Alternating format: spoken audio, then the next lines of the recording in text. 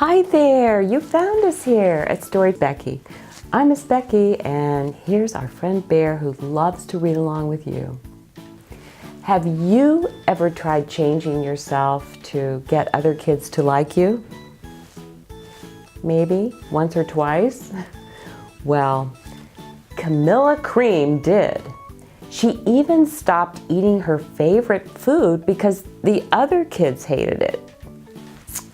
Let's put on the magic reading glasses and see what could happen if Camilla keeps changing herself to get the other kids to like her. A Bad Case of Stripes by David Shannon.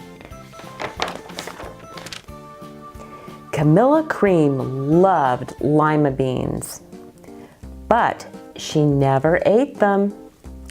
All of her friends hated lima beans, and she wanted to fit in.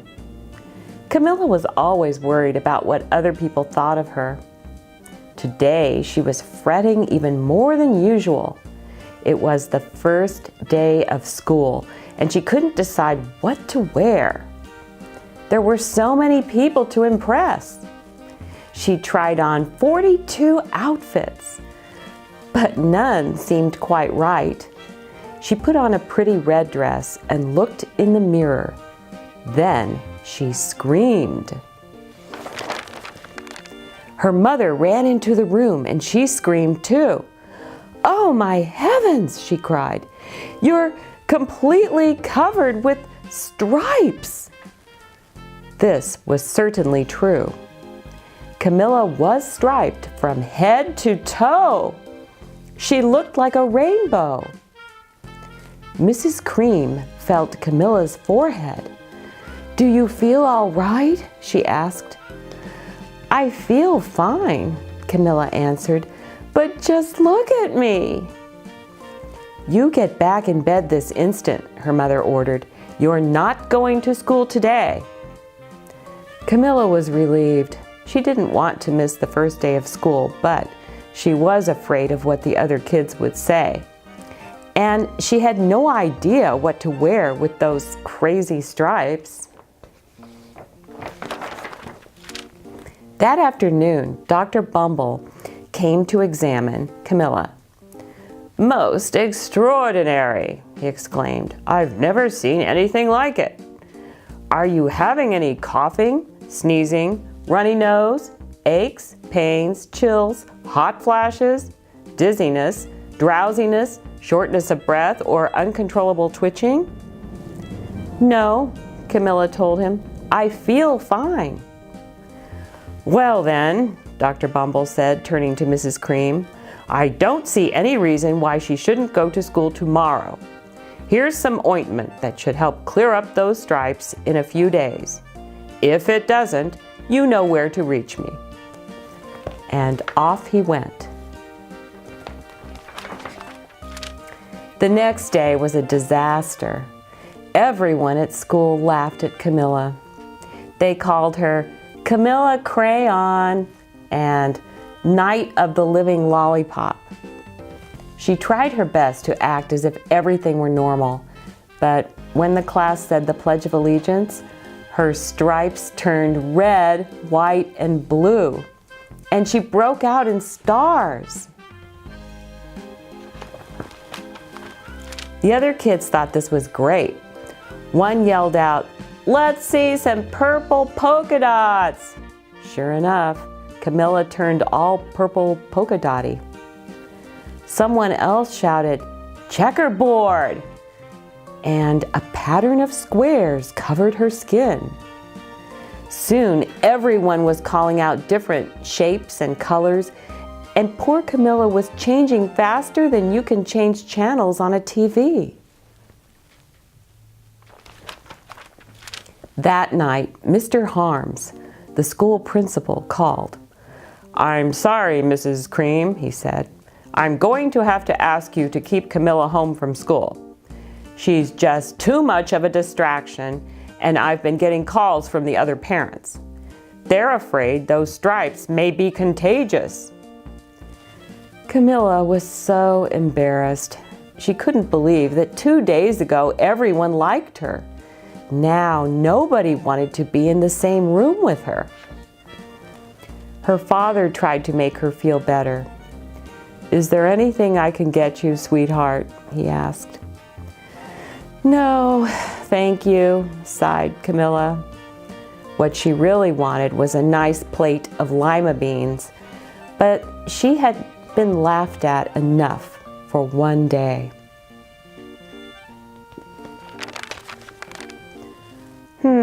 Well, yes, I see," Dr. Bumble mumbled when Mrs. Cream phoned the next day.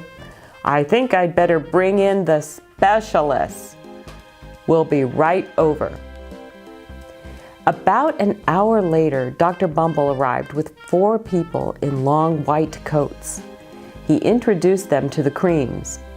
"This is Dr. Grope, Dr. Sponge, Dr. Cricket, and Dr. Young." Then the specialists went to work on Camilla. They squeezed and jabbed, tapped and tested. It was very uncomfortable. "Well, it's not the mumps," concluded Dr. Grope. "Or the measles," said Dr. Sponge. "Definitely not chicken pox," put in Dr. Cricket. "Or sunburn," said Dr. Young. "Try these," said the specialists. They each handed her a bottle filled with different colored pills.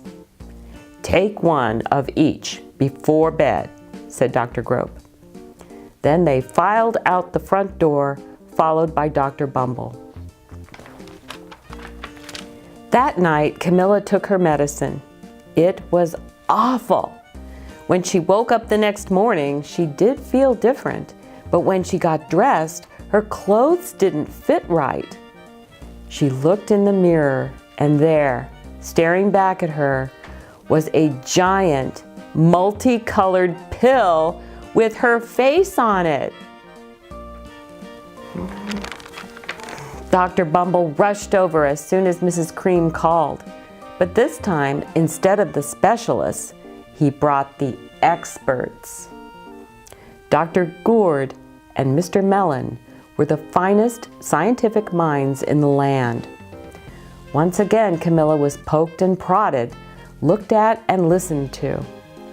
The experts wrote down lots of numbers. Then they huddled together and whispered. Dr. Gourd finally spoke. "It might be a virus," he announced with authority. Suddenly, fuzzy little virus balls appeared all over Camilla. "Or possibly some form of bacteria," said Mr. Mellon. Out popped squiggly little bacteria tails. "Or it could be a fungus," added Dr. Gourd. Instantly, Camilla was covered with different colored fungus blotches.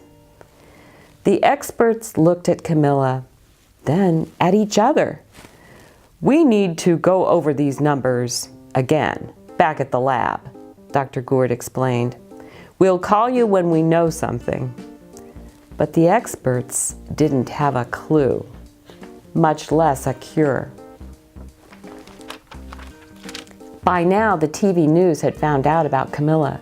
Reporters from every channel were outside her house, telling the story of the bizarre case of the incredible changing kid. Soon, a huge crowd was camped out on the front lawn. The Creams were swamped with all kinds of remedies from psychologists, allergists, herbalists, nutritionists, psychics, an old medicine man, a guru, and even a veterinarian. Each so-called cure only added to poor Camilla's strange appearance until it was hard to even recognize her. She sprouted roots and berries and crystals and feathers and a long furry tail, but nothing worked. One day, a woman who called herself an environmental therapist claimed she could cure Camilla. "Close your eyes," she said. "Breathe deeply and become one with your room." "I wish you hadn't said that," Camilla groaned. Slowly, she started to melt into the walls of her room. Her bed became her mouth. Her nose was a dresser, and 2 paintings were her eyes. The therapist screamed and ran from the house. "What are we going to do?" cried Mrs. Cream. "It just keeps getting worse and worse." She began to sob. At that moment, Mr. Cream heard a quiet little knock at the front door.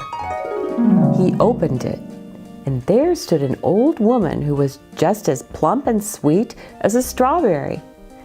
"Excuse me," she said brightly, "but I think I can help." She went into Camilla's room and looked around. "My goodness," she said with a shake of her head, "what we have here is a bad case of stripes. One of the worst I've ever seen." She pulled a container of small green beans from her bag. "Here," she said, "these might do the trick." "Are those magic beans?" asked Mrs. Cream. "Oh my, no," replied the kind old woman. "There's no such thing. These are just plain old lima beans. I'll bet you'd like some, wouldn't you?" she asked Camilla. Camilla wanted a big heaping plateful of lima beans more than just about anything, but she was still afraid to admit it. "Yuck," she said. "No one likes lima beans, especially me." "Oh dear," the old woman said sadly. "I guess I was wrong about you." She put the beans back in her bag and started toward the door. Camilla watched the old woman walk away. Those beans would taste so good, and being laughed at for eating them was nothing compared to what she'd been going through. She finally couldn't stand it. "Wait," she cried. "The truth is, I really love lima beans." "I thought so," the old woman said with a smile. She took a handful of beans and popped them into Camilla's mouth. "Mmm," said Camilla. Suddenly, the branches, feathers, and squiggly tails began to disappear. Then the whole room swirled around. When it stopped, there stood Camilla, and everything was back to normal. "I'm cured," she shouted. "Yes," said the old woman. "I knew the real you was in there somewhere." She patted Camilla on the head. Then she went outside and vanished into the crowd. Afterward, Camilla wasn't quite the same. Some of the kids at school said she was weird, but she didn't care a bit. She ate all the lima beans she wanted, and she never had even a touch of stripes again. Bear's wondering, did you like how happy Camilla looked eating lima beans again? Yes? Bear's saying, maybe Camilla just wants to be Camilla. Bear also hopes you come back soon for more adventures in being the one and only you. Bye for now. Please subscribe.